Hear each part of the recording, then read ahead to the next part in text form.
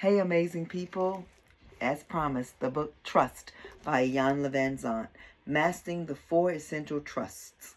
1. Trust in self, trust in God, trust in others, trust in life. And I came to this part right here and I wanted to share this with you. You should get the book and read the whole book for yourself. But this one right here, I wanted to read for you. How you treat yourself on a daily basis can provide some critical feedback about your current level of self-trust. Compare your level of agreement with the statements in the list below to reveal the thoughts and beliefs still present in your consciousness that may be undermining your ability to trust yourself fully. Give yourself permission to stay in touch with your feelings and to tell the absolute truth. 21 signs that you may not trust yourself. 1. I have a hard time recognizing, understanding, or believing in my innate value and worth.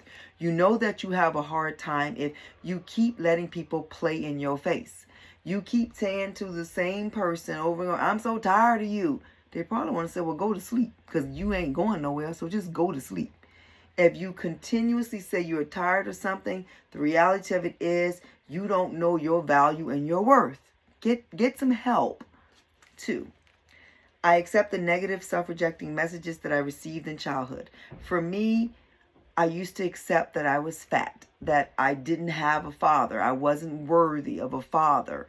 That's bullshit. And I wasn't fat. I was just bigger than most girls, and I literally was not fat. I was a solid girl, but I thought I was fat because I was taller than everybody else, and I had more density than most of my friends because they were small and wavy, and the wind could blow them away. That wind wasn't blowing me away, maybe a typhoon.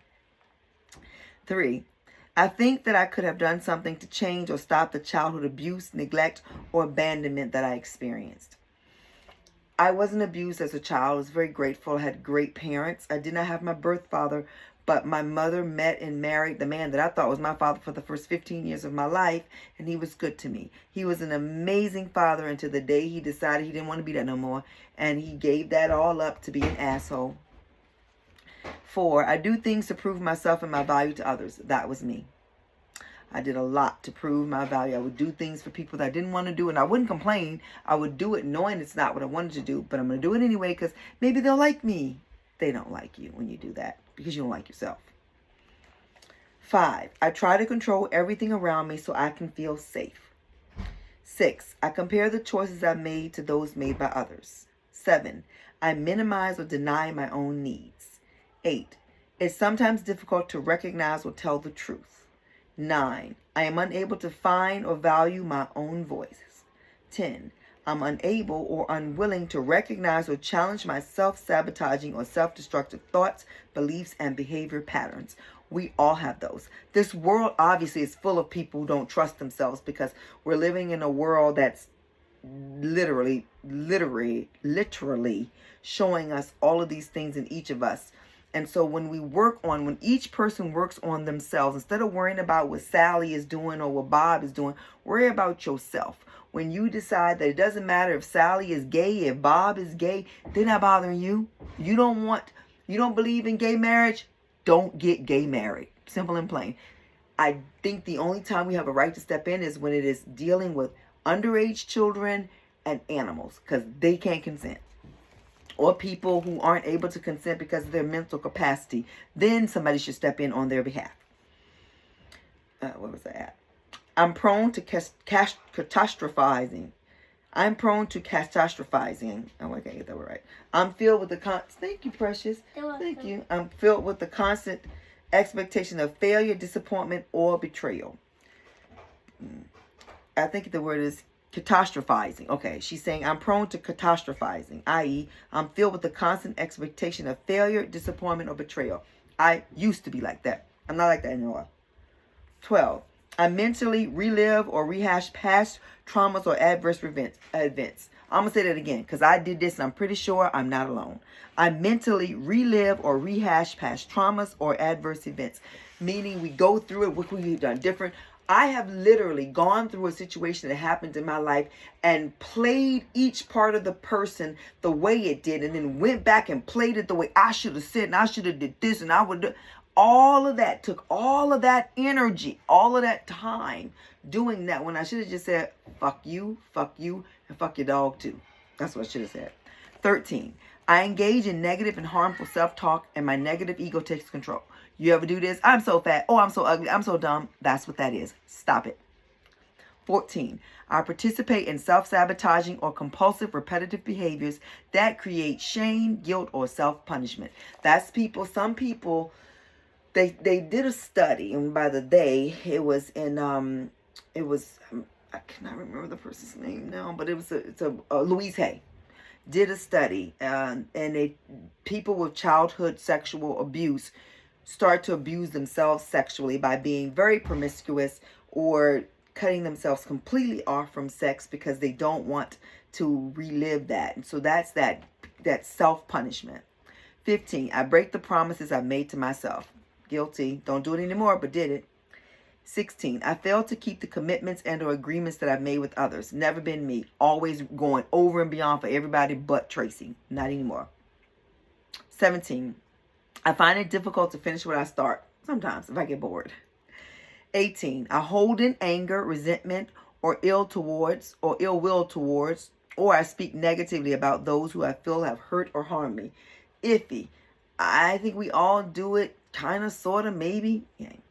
19, I deny or minimize my power of choice. 20, I defer to others, allowing them to make choices and decisions for me. Lots of women do that. That whole, I submit to you, my king. Why is somebody else making decisions for you? Oh, because God said that he must lead me, but God didn't tell you. And I know that in the book that you guys read, it says, that, God is the head and the woman follows, and you do that. So I'm not even going to talk about that. If that's what you want to do. It's just not what I'm going to do. 20, I defer to others, that's the same one again. 20, I defer to others, allowing them to make choices and decisions for me. And 21, I rely heavily on my physical sense to make decisions, and I'm often disconnected from my instincts, intuition, and inner guidance. For a long time, I did not trust myself because I thought I had made too many mistakes and poor choices. That was me. I also realized that I was in many respects a liar. I lied to myself about myself. I lied to make myself look good and feel good. I also lied to others when I was afraid. This is all of us. And if you're saying it's not you, you're lying to yourself. We're so damaged. Nobody got out of this damage. Nobody has escaped this extreme damage.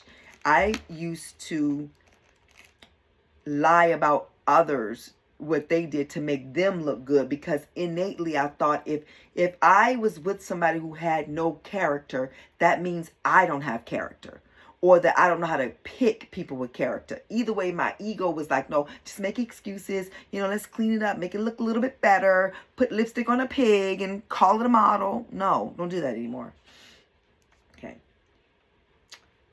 I also lied to others when I was afraid. It is hard to trust a fool who repeatedly makes poor choices. It is even harder to trust someone you know is prone to lying. What turned everything around for me was the day I realized that I was teaching my children to lie. This is Iyanla talking. It was very simple. It was a very simple lie. I told my son to tell someone I wasn't home. When he looked at me and said, "Where are you, Mommy?" I knew I was in trouble. There were many things I did that were acceptable for me, but not acceptable for my children. Teaching my children to lie and be afraid were among those highly unacceptable things. It took me a good minute, but I eventually figured out that things I did and said that I was not proud of were the result of my not trusting myself. Eventually, through the process of compassionate self-forgiveness and commitment to building and strengthening my character, I discovered that self-trust was my life preserver and my only hope. Strengthening your character and forgiving yourself. You have to, in the next chapter, dare to tell the truth. Dare to tell the truth. And this is the first paragraph. Trust is not something that can be bestowed upon you by the benevolent forces of the universe. Trust is an internal experience that is supported and enhanced by thought, choice, belief, and behavior. So it is imperative that our actions are aligned with principles and practices that support the transformation of our thinking. If we can shift our beliefs and change our behavior, we can learn how to trust ourselves. A person who has affairs does not trust themselves. It is not about the other person. Never is, never was, never will be. It is an internal malfunction inside of that person doing the lying, the cheating, the stealing of a person's ability to decide who they want inside of them. Because every time you have sex with someone, they leave some of them into you. And then when you go have sex with someone else, you put that person in. I can tell you that a time in my life when I knew for sure I was not the only partner, I was going crazy because the people that he was choosing were skanky, no good, low down hoes. And that mindset was going into me. I remember it's happened more than once with more than one man. And I noticed it the first time in my early 20s when I thought that this man was everything that a man should be. And he was sleeping with me and two other girls. And one of the girls I went to church with. Yes, we were in church having sex. We wasn't married. Anyway, she had a particular way of doing things. I didn't know her at the point, but I suspected that he and her might have had something going on. And I recall being in church, being downstairs in Union Temple Baptist Church. He didn't go to the church, but she and I did.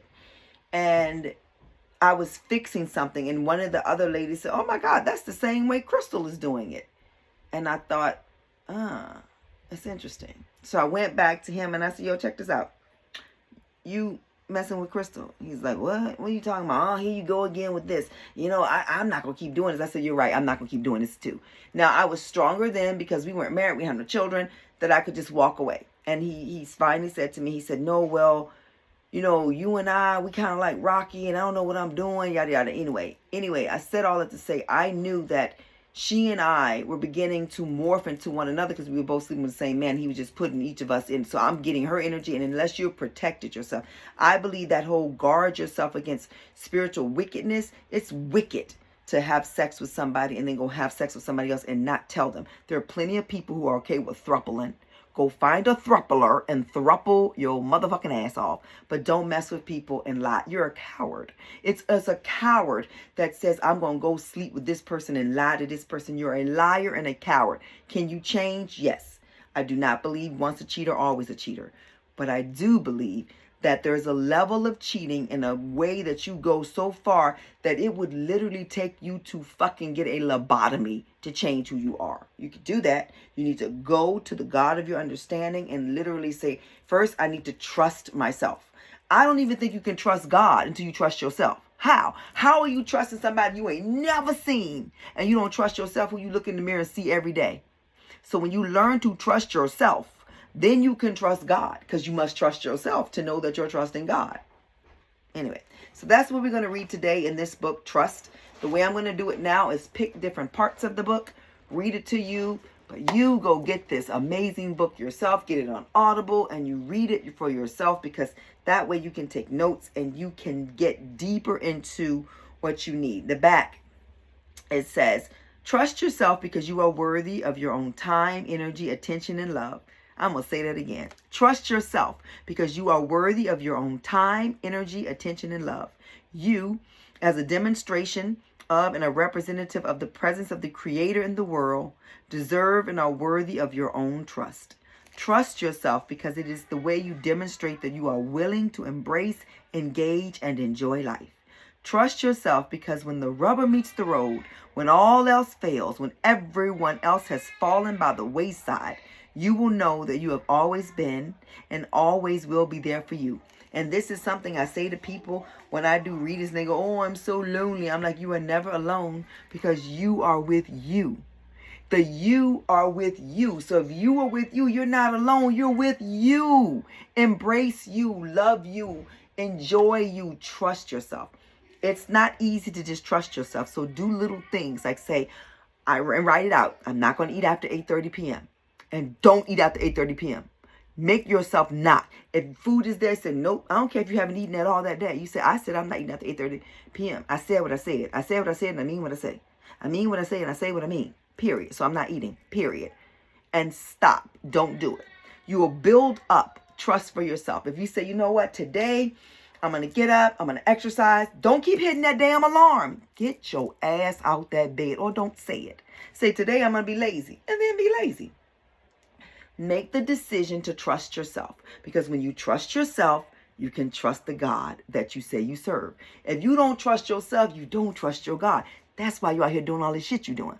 Many people will say, well, you know, I give it all to God. Do you really? Did you really give it all to God?